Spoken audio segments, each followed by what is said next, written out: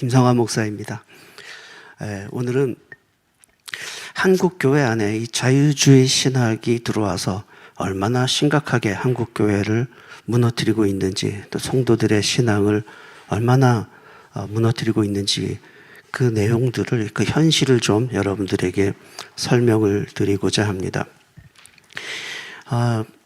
여러분이 지금 보시는 이 책이 우리나라의 대표적인 교단이죠. 통합교단의 헌법책입니다.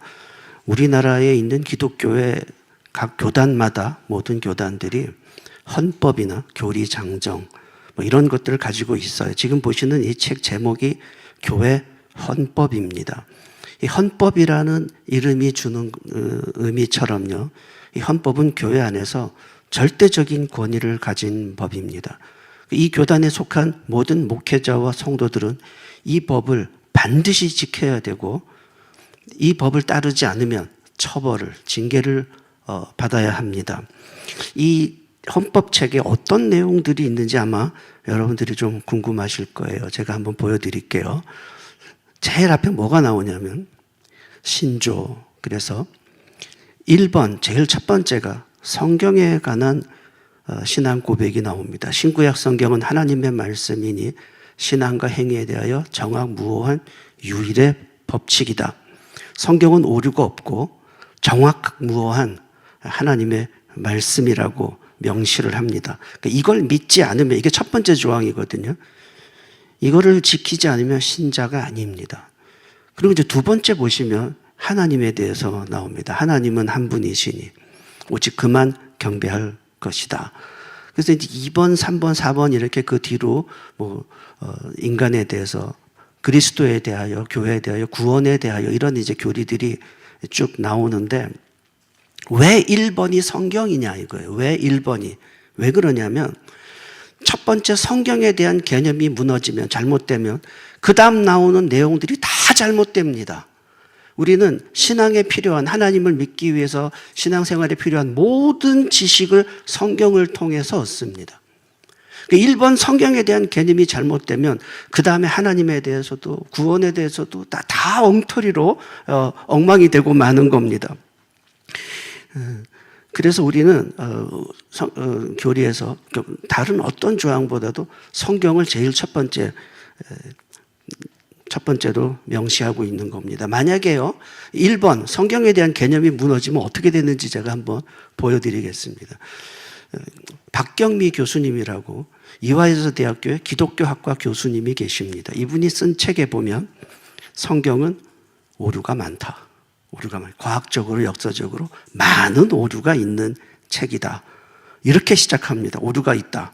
그러면 성경이 틀렸으니까 오류가 있고, 자기는 맞는데 성경이 틀렸다. 그런 이야기죠. 자기가 성경보다 더 정확하고 더 똑똑하다는 이야기 아니겠습니까? 이것이 자유주의 신학의 시작입니다. 자유주의는 성경에 오류가 많다는 것으로 시작하고, 자기 머리를 가지고 자기 생각으로 성경을 비판하고 성경이 틀렸다고 그러고 자기 생각이 진리라는 거예요. 그러면서 여기 보시면 앞에 성서에 대한 문자주의적 이해로부터 탈피. 이 문자주의라는 말은 이 사람들이 자주 쓰는 말입니다. 참된 신앙, 성경을 하나님의 말씀이라고 믿는 그 신앙을 문자주의라고 폄하하는 겁니다. 비방을 하는 거예요. 니네는 아직도 성경을 문자적으로 그냥 그대로 다 맞다고 믿느냐? 그럼 성경이 문자로 되어 있는데 문자로 읽지 뭘로 읽습니까?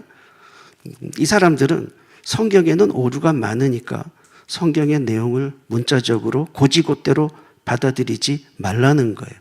성경을 고지고대로 다 하나님의 말씀이라고 믿는 거는 바보다.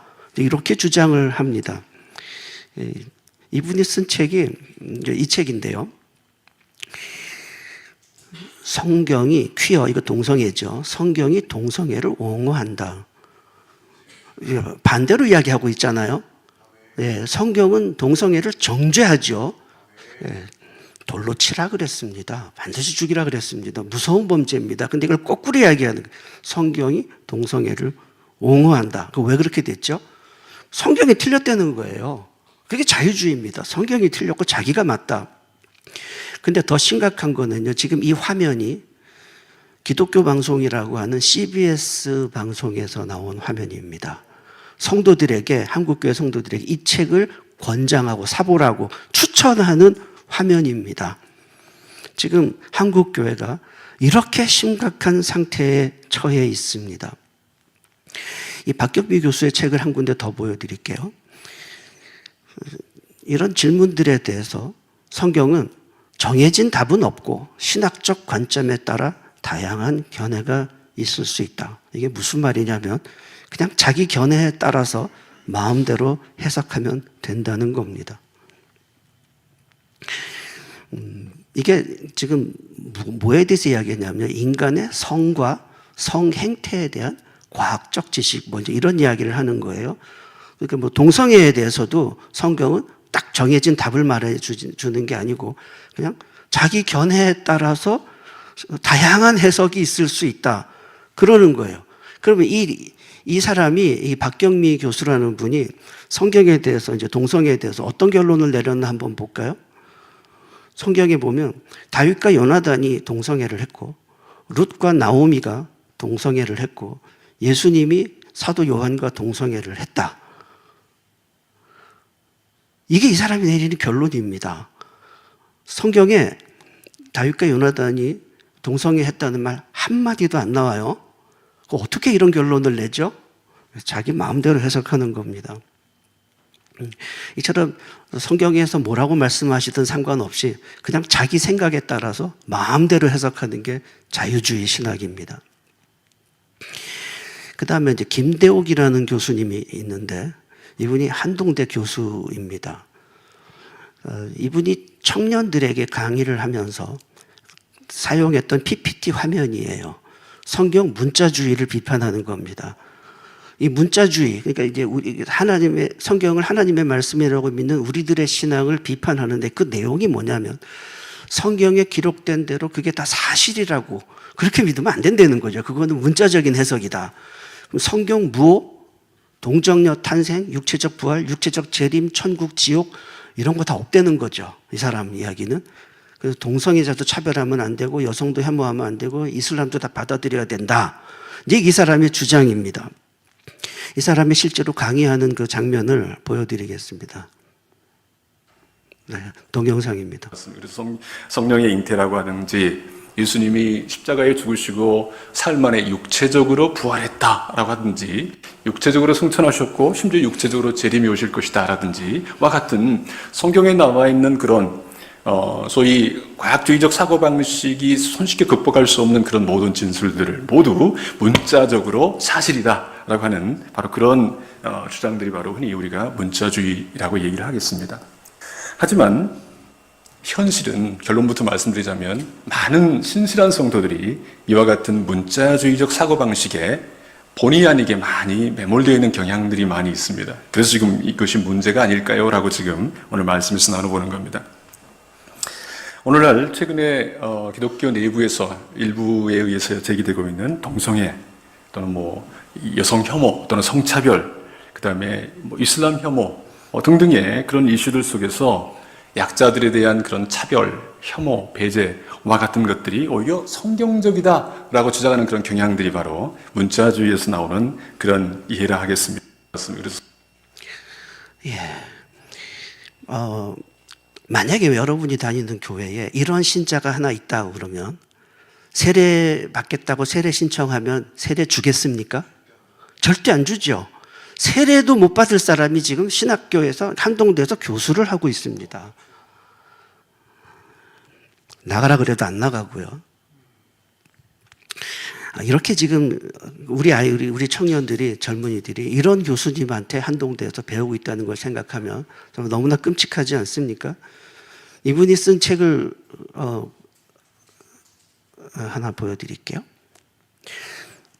어떻게 하나님이 자기의 피조물을 지옥으로 던져 넣을 수 있는가? 하나님은 악과 지옥에는 상관도 없으시고 지옥은 하나님의 관심사도 아니다. 지옥이 없다는 이야기죠. 성경에 그렇게 말씀하십니까? 지옥이 없으면 전도는 왜 합니까? 예수님이 왜 십자가에 달리셨습니까? 자유주의 신학에 물든 사람들은 성경이 뭐라고 말씀하시든지 상관 안 해요. 그냥 자기 마음대로 성경을 해석합니다. 자기 생각하고 다르면 성경이 틀렸고 자기가 맞대는 겁니다. 이 자유주의 신학은 자기도 지옥 가고 다른 성도들까지 지옥으로 끌어들이는 무서운 사탄의 소리입니다. 이것도 이제 김대욱 교수가 쓴 책인데요. 전승 이야기예요. 전승이라는 것은 그러니까 성경이 하나님의 말씀이라는 걸 부정하는 겁니다. 이렇게 뭐 전설처럼 내려온다는 이야기죠. 전승은 특정 공동체의 특성에 따라 의도적으로 변형되고 수정된다. 사복음서가 왜 조금씩 다르냐? 그거 뭐 전승 과정에서 조금씩 변형됐다는 거예요. 그런 것처럼 전승 과정에서 조금씩 변형된 게 구약 성경이 되고 꾸란이 됐다는 겁니다. 그러니까 마태, 마가복음이 좀 다른 것처럼 성경과 꾸란도 뭐 비슷한 책이라는 거예요. 같은 하나님의 말씀인데 전승 과정에서 좀 달라졌다. 그러니까 이거는 성경의 권위를 부정하고 성경과 꾸란을 같은 차원의 권위로 보는 겁니다. 이런 망령된 소리를 하고 있습니다. 사복음서가 다른 것처럼 성경과 꾸란과 성경도 같은 책이라는 거죠.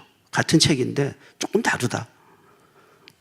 이 말은 성경이 절대적인 진리고 하나님의 말씀이라는 그 사실을 부정하는 겁니다. 성서는 진리고 꾸란은 비진리이다. 이렇게 말하면 안 된다. 상호 배타적 주장들을 하지 말고 서로를 다 받아들여라. 꾸란도 받아들이고 성경도 받아들이고 그러자. 이게 뭡니까? 성경이 정확무오한 하나님의 말씀이라는 그 진리를 믿는다면 이런 말을 할 수 없는 거죠.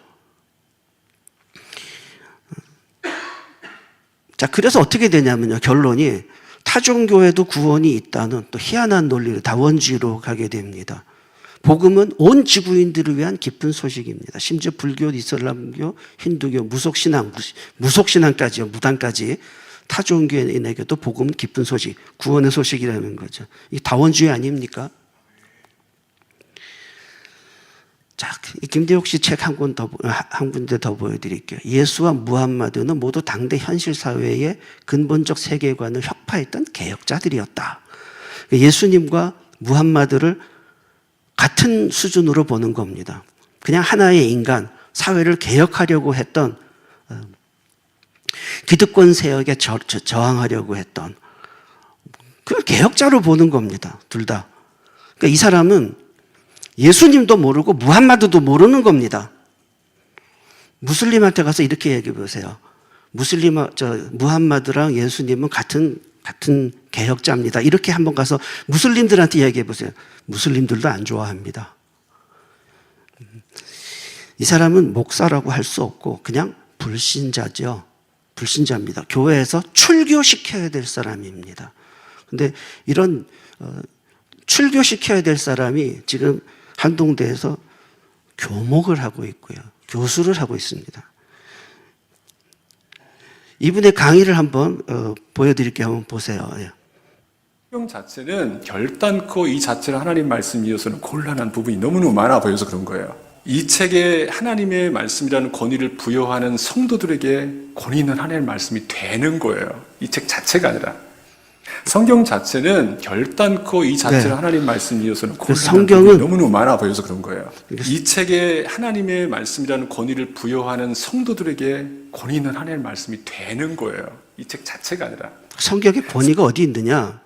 성경의 권위가 하나님의 말씀이라는 사실의 권위가 있는 게 아니고 그걸 보는 성도들한테 권위가 있다는 거죠. 이런 망발을 하는 겁니다. 이게 청년들한테, 대학생들한테 강의한 거예요. 그러면서 이 사람이 뭐라 그러냐면은, 이 사람이 뭐라 그러냐면은, 잠깐만요. 이쪽이다. 제가 뭘 잘못 눌렀네요. JTBC 방송에 나와서, 이거 학문의 자유다 그래요. 학문의 자유다. 자기는 한동대에서 이걸 가르쳐야 되겠다는 거예요. 학문의 자유다. 물론 대한민국의 학문의 자유는 있습니다. 누가 무슨 연구를 해서 무슨 말을 하든 그 자유예요. 그럼 집에 가서 하면 됩니다. 왜 교회에서 이런 말을 합니까? 교회에서는 용납할 수 있는 말이 있고 용납할 수 없는 말이 있는 겁니다. 이런 사람은 교회에서 세례도 받으면 안 되는 사람이고 더군다나 강단에 세워서는 안 되는 사람입니다. 이 사람은 불신자고 교회에서 출교시켜야 마땅한 사람입니다. 이 김대옥 씨하고 또 아주 친한 사람이 있어요. 김근주 교수라고요. 유명한 분입니다. 이분도 자유주의 신학을 했어요. 이 사람이 쓴 책을 좀 한 군데 보여드리겠습니다.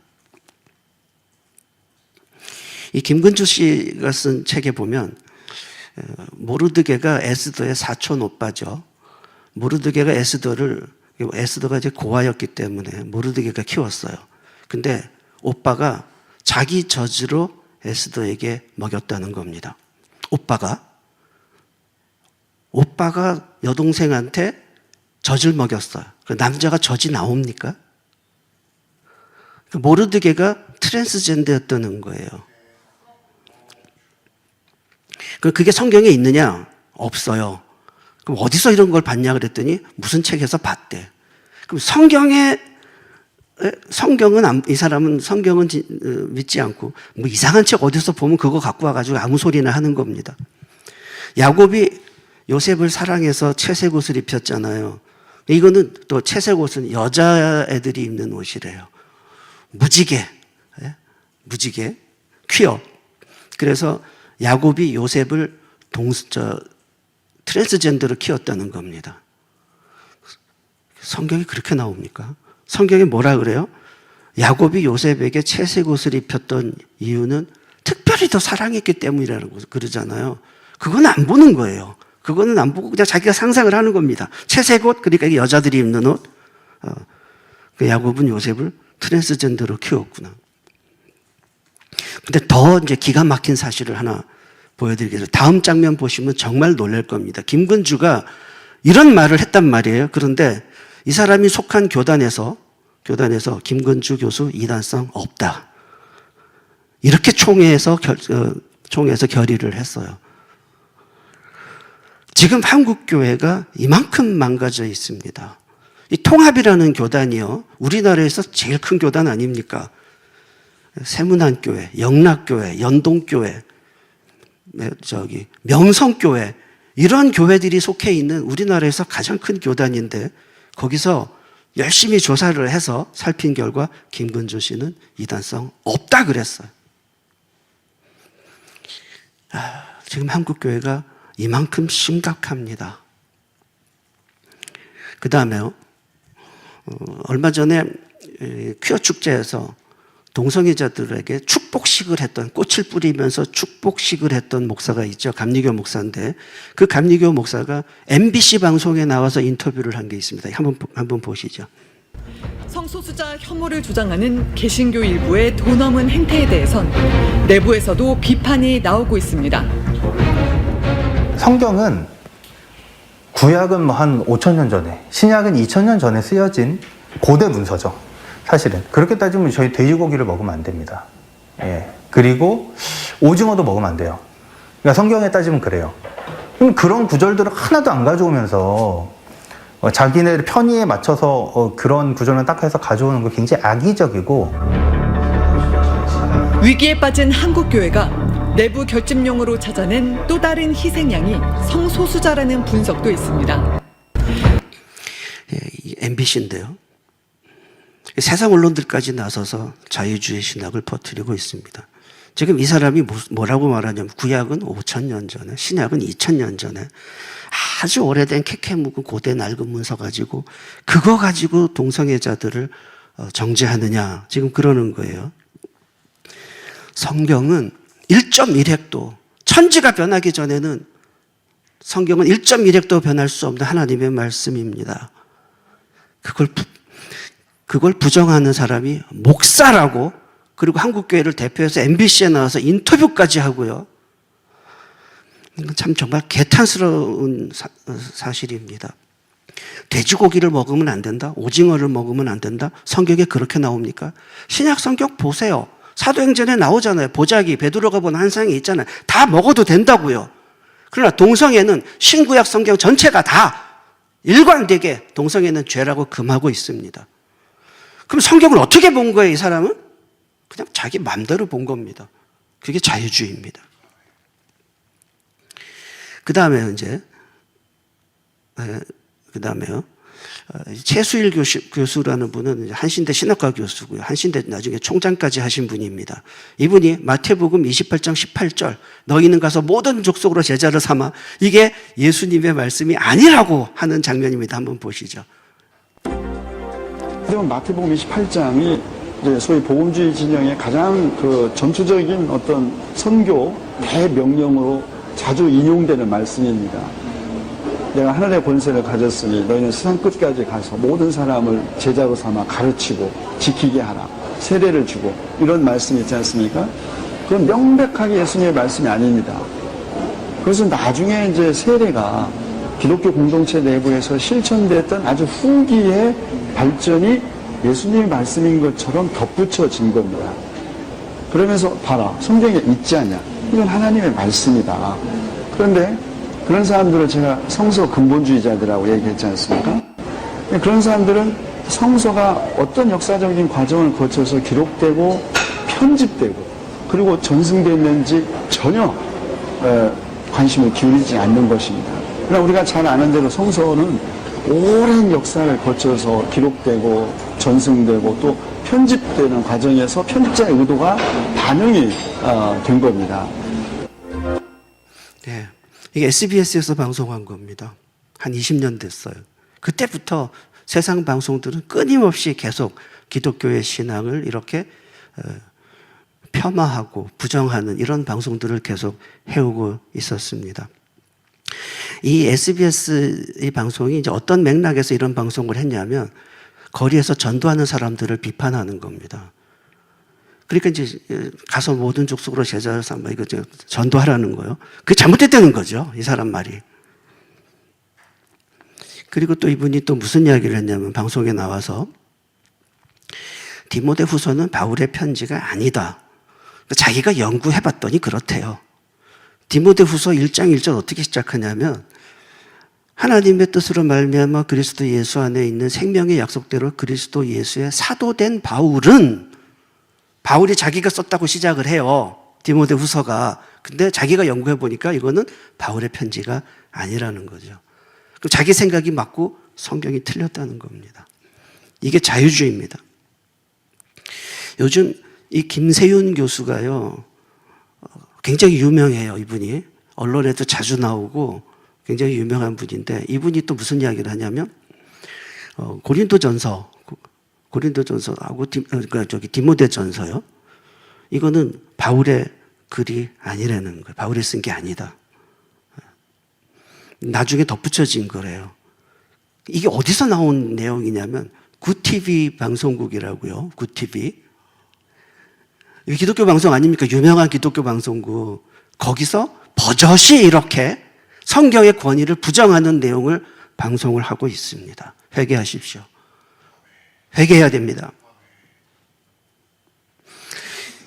이분도 신학교 교수예요. 이분도 또 성공회대학교 교수인데 누가복음은 누가 썼냐? 누가가 쓴 게 아니래요. 누가복음 맨 앞에 처음에 시작할 때 이거 누가가 자기가 썼다고 나와요. 모든 일을 근원부터 자세히 미루어 살핀 나도 이렇게 시작하잖아요. 누가가.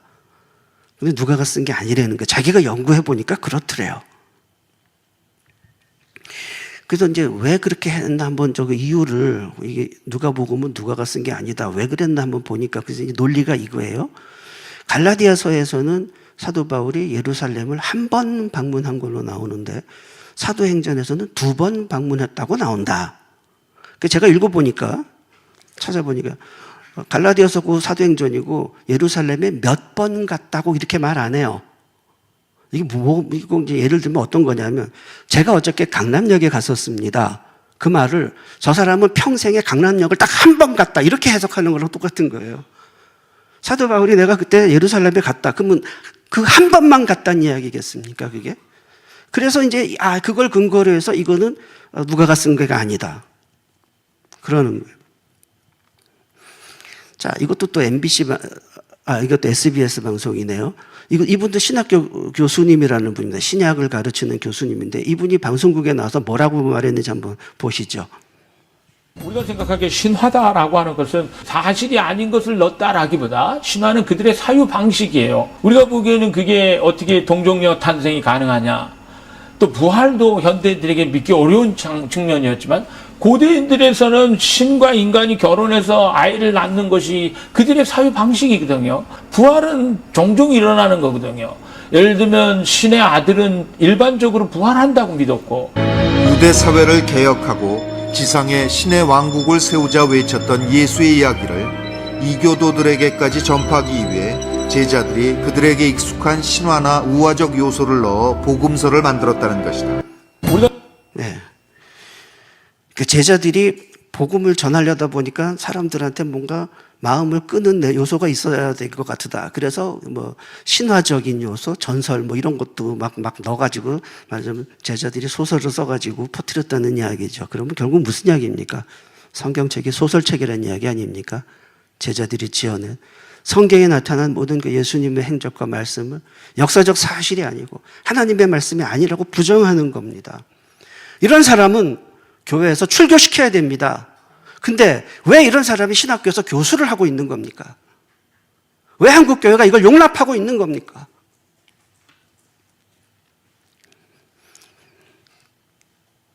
또 이분이 또 여기 CBS 방송국에 나와서 교회의 목적이 뭐냐? 교회의 목적은 세상과 소통하는 거래요. 이분도 신학교 교수님인데 방송에 나와서 교회의 본래적 목적이 세상과 소통하는 것이래요.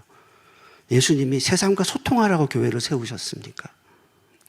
예수님이 제자들을 가르치실 때 세상과 소통하는 법을 가르치셨습니까? 그 세상하고 소통해서 어떻게 하자는 거예요? 이분은 뭐라 그러냐면 교회는 세상이 필요로 하는 것을 주는 것이 교회다. 우리가 복음을 전하면요, 거의 대부분 사람들은 복음을 필요로 하지 않아요. 그리고 예수님이 그걸 뭐라고 표현하셨냐면 줄이고 목마른 자가 복이 있다 그랬잖아요. 하있도다 너희 배부른 자들이요. 하나님은 우리에게 복음과 생명을, 구원을 주시려는 거지 세상이 필요로 하고 그 사람들이 원하는 걸 주려는 게 아니죠. 사탄이 예수님을 시험한 것도 세상이 원하는 것, 돌로 떡을 만들어주라 그런 거 아닙니까? 그건 사탄의 음성인 거죠. 지금 기독교 방송에서 목사님이 나오셔가지고 사탄의 이야기를 하고 있는 겁니다. 기독교 방송은 이것도 못 걸러내고 이걸 그대로 지금 성도들에게 이대로 믿으라고 지금 방송을 하고 있는 겁니까? 그 다음에 또 사랑과 정의의 실천이 교회의 사명이다. 사랑과 정의의 실천이 교회의 사명입니까? 예수님이 제자들한테 그렇게 파송했습니까?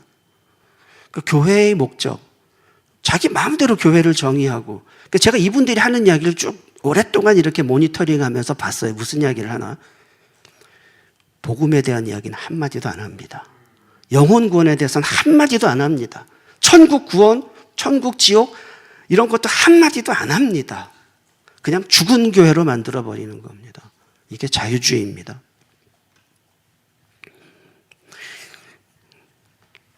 회개하라, 천국이 가까우노라. 무슨 회개를 해요? 저 사람들은 죄에서 회개하는 게 아니고 탄소를 많이 배출한 것을 회개해야 된다는 거예요. 탄소 많이 배출을 한 거 회개해서 천국 갑니까?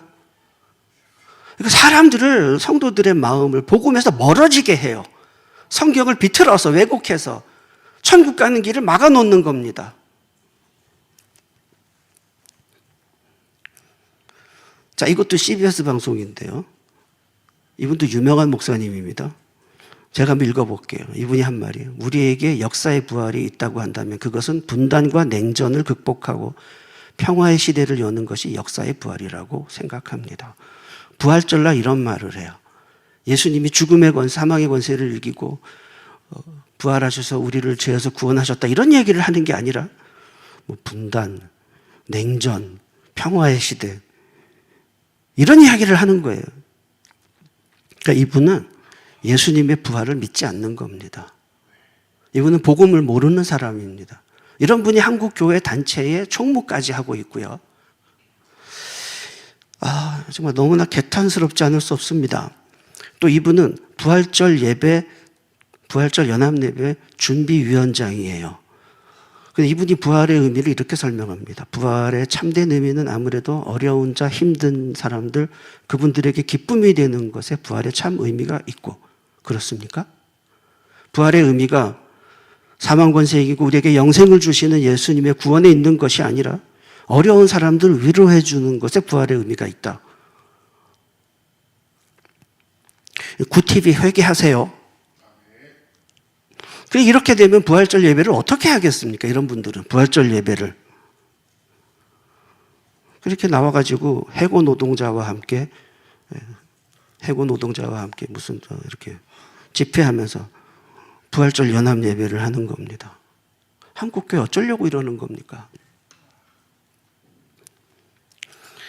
자, 또 이분은 또 이 목사님은 CBS 기독교 방송에 나와가지고 뭐라냐면 전도의 목표가 사귐을 위해서 전도하는 것이다. 전도는 사귀는 거다. 아니, 전도하는 목표가 기껏 사람과 사귀려고 전도하는 겁니까? 그러면 전도 제일 못한 사람이 누굽니까? 스데반은 사람 잘못 사귀어가지고 돌에 맞아 죽었고, 사도 바울도 사람하고 잘 못 사귀어가지고 맨날 얻어맞고 감옥에 가고 그랬잖아요. 그럼 전도 제일 못한 사람들이네, 이 사람들이. 이런 분들은 전도할 때 절대 사람들이 듣기 싫어하는 말은 안 해요. 회개하라든지, 천국, 지옥, 이런 말 안 합니다. 사람과 사귀어야 되니까. 좋은 말만 하는 거예요. 사람들 듣기 좋은 말만.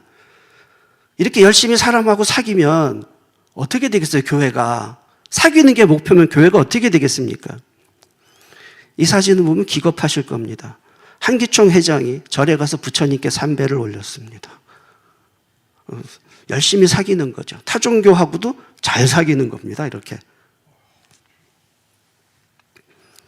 그 다음에 이게 이제 해마다 천주교와 개신교가 일치 기도회를 합니다. 천주교하고도 잘 사귀려고 엄청 노력하는데 천주교와 기독교가 일치가 될 수 있는가? 천주교와 개신교가 이게 일치가 될 수, 제가 오늘 이 문제도 좀 말씀을 드리려고 합니다. 뭘 어떻게 일치를 하자는 건지. 얼마 전에요, 천주교 방송에서 난리가 났었어요. 챗GPT를 쓰지 말아라. 절대로. 천주교 성도들은 챗GPT를 보지 말고 궁금한 거 있으면 신부님한테 직접 물어보라고. 황당한 뉴스가 있었어요. 황당한. 왜 그랬냐 보니까 좀 큰 사건이 하나 있었습니다. 어떤 천주교 신자가 챗GPT에다 물어본 거예요. 성경이 몇 권이냐 그랬더니 66권이라고 챗GPT가 답을 했어요. 맞죠? 근데 이제 이게 난리가 난 거예요. 천주교는 66권이 아니고 73권이거든요. 천주교는. 그러니까 이거는 지금 천주교에서 볼 때는 난리가 날 일인 겁니다. 그래서 뭐라 그러냐면 챗GPT가 틀렸다. 구약은 46권, 39권이 아니고, 구약이 39권이 아니고 46권이고 신약 27권 해서 전부 성경은 73권인데 챗GPT가 66권이라고 말한 건 오류다. 그러니 챗GPT는 믿을 게 안 되고 챗GPT한테 신앙에 관한 건 물어보지 말고 반드시 신부님에게 물어보라. 난리가 났었습니다. 천주교가.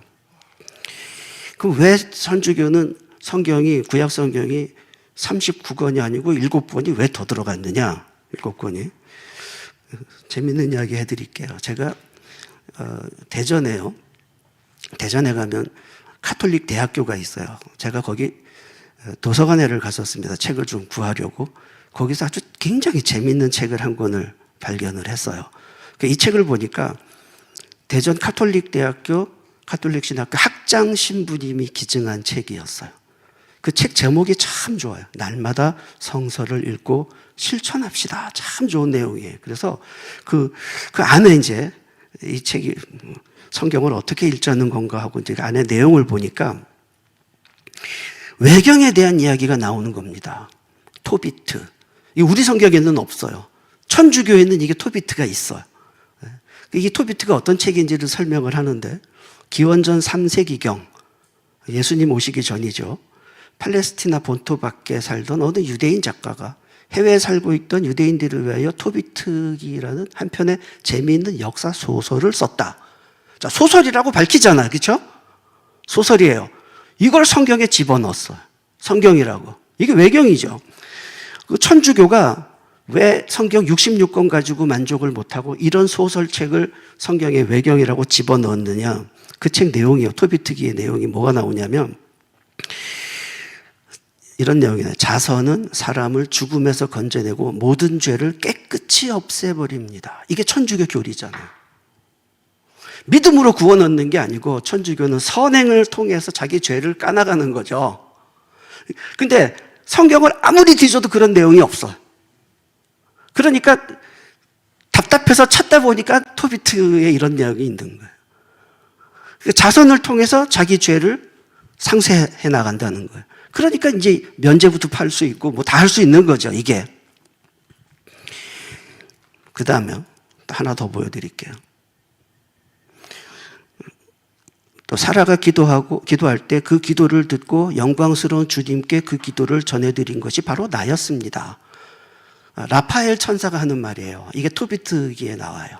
라파엘 천사가 기도할 때, 사람이 기도할 때 그 기도를 하나님께 전달해 준다는 거죠, 천사가. 천사가 기도의 중보자라는 겁니다. 자, 디모데전서 2장 5절에서 뭐라 그럽니까? 중보자는 한 분, 예수님밖에 없습니다. 그러니까 지금 천주교에서는 천사한테 기도를 시키고 천사를 숭배하게 만들고 싶은데 성경을 아무리 뒤져도 그런 내용이 없어요. 그러니까 이런 외경이 필요했던 겁니다. 천주교에서는 실제로요. 그래서 미카엘, 라파엘, 가브리엘 뭐 이런 천사들을 숭배하고 거기 이제 기도도 하고요. 축일까지 정해가지고 뭐. 근데 성경에 아무리 봐도 천사한테 기도하라거나 뭐 그런 내용이 없잖아요. 오히려 천사는 사람의 숭배를 받지 않습니다. 성경에 보면. 그러니까 자기 생각대로 하고 싶으니까 성경에는 그런 말이 없으니까 성경을 자기 마음대로 바꿔놓는 겁니다. 그러니까 천주교도 왜 이렇게 됐느냐? 천주교가 왜 이렇게 됐느냐? 성경에 대한 권위를 무너뜨렸기 때문입니다. 성경에 대한 권위를 무너뜨리고 나면은 그 다음 모든 내용들이 다 망가집니다. 그래서 성경은 정확무오한 하나님의 말씀이라는 사실을 우리는 이건 절대로 양보해서는 안 됩니다. 이게 무너지면 그 다음에 다 무너집니다. 그래서 천주교에서요, 자기 수호천사가 또 있어요. 자기 수호천사, 뭐 생일달에 뭐 하여튼 무슨 그게 연관되는 자기 수호천사에게 더 많이 기도하여라. 저게 364.5 저게 천주교 법전에 나오는 이라는 뜻이에요. 근데 몇 장 몇 절. 근데 제가 찾아봤는데 그런 이야기는 없더라고요. 하여튼 수호천사에게 더 많이 기도해라. 이게 신앙적입니까? 이게 성경적입니까? 이렇게 기도해가지고 구원 얻겠습니까? 이게 왜 수호천사에게 기도하라는 말을 하냐면은 예수님한테 기도해가지고는 잘 안 된다는 거예요. 그러니까 마리아도 찾고 수호천사도 찾는 겁니다. 예수님에 대한 신앙을 허무는 겁니다.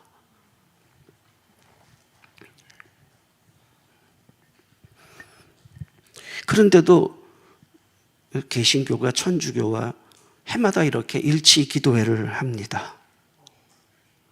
뭘 어떻게 일치를 하자는 거죠? 개신교와 천주교가 일치가 되려면 처음 성경관부터 뜯어 고쳐야 돼요.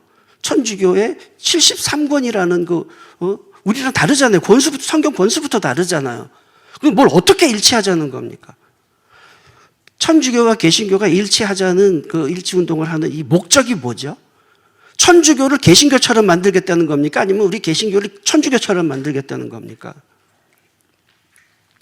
성경의 권위를 무시하는 천주교와는 애당초 대화가 될 수 없는 겁니다. 그래서 제가 이제 오늘 결론을 말씀드리겠습니다. 신구약 성경 66권은 정확무오한 하나님의 말씀입니다. 이거는 우리가 양보할 수 없는 절대적인 진리고, 그리고 이것을 부정한다면 이거는 그냥 불신자고 기독교인이 아닙니다. 이런 사람은 세례도 주면 안 됩니다. 그런데 지금 한국 교회에 이 성경을 왜곡해서 가르치는 자유주의 신학자들이 한국 교회에 들어와서 교회를 다 망가뜨리고 있습니다. 근데 이것보다 더 심각한 거는 한국 교회가 왜 안 싸우냐는 겁니다. 왜 자유주의 신학과 싸우지를 않습니까?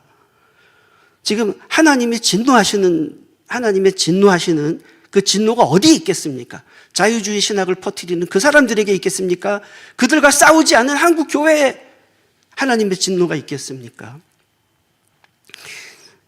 한국 교회 목사들이 오히려 이 자유주의 신학을 편들고 있고 옹호하고 있어요. 참 안타깝고 절망적인 낙심되는 상황인데, 그래서 이제는 성도들이 나서야 합니다. 성도들이 나서서 이걸 바로잡아야 됩니다. 세 번째, 교회는 이 자유주의 신학을 단절하고 척결하고 교회에서 완전히 배제시켜야 됩니다. 자유주의 신학자들은 교회에서 징계하고 출교시켜야 됩니다. 이 사람들은 기독교 신자들이 아닙니다. 성경이 하나님의 말씀이라는 사실을 믿지 않는 사람은 그냥 불신자예요. 세례도 주면 안 됩니다. 오늘 여러분들께 이 자유주의 신학이 한국 교회에 얼마나 지금 심각하게 침투해 있는지 제가 이렇게 예를 들어가면서 말씀을 드렸습니다. 제가 다음 시간에는 다원주의에 대해서 설명드리고자 합니다. 지금 우리는 하나님의 백성들은 일어나서 하나님의 나라를 위해서 싸우는 군대가 되어야 됩니다. 여러분, 성도 여러분, 이 자유주의를 용납하지 마시고 맞서 싸우는 하나님의 군대가 되어 주십시오. 기도하겠습니다.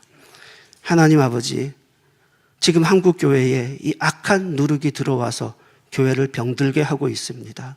하나님, 우리 교회에서 이 자유주의를 소멸시켜 주시고 하나님의 진리의 말씀을 믿는 그 바른 믿음 위에 교회를 다시 견고히 세워 주시옵소서.